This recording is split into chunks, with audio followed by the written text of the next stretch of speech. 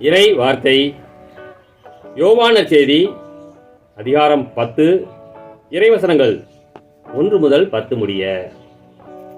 அக்காலத்தில் இயேசு கூறியது, உறுதியாக உங்களுக்கு சொல்கிறேன், ஆட்டுக்கொட்டிலில் வாயில் வழியாக நுழையாமல் வேறு வழியாக ஏறி குதிப்போர் திருடர் அல்லது கொள்ளையராயிருப்பர்.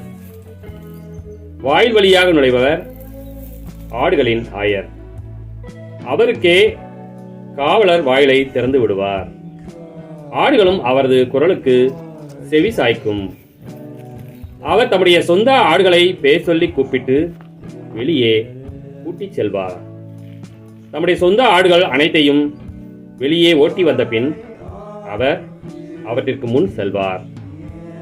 ஆடுகளும் அவரை பின்தொடரும், ஏனெனில் அவரது குரல் அவற்றுக்கு தெரியும். அறியாத ஒருவரை அவை தொடரா.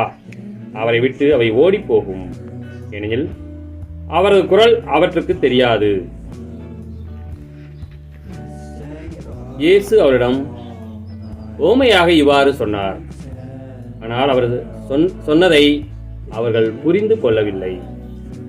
மீண்டும் இயேசு கூறியது, உறுதியாக உங்களுக்கு சொல்கிறேன், ஆடுகளுக்கு வாயில் நானே.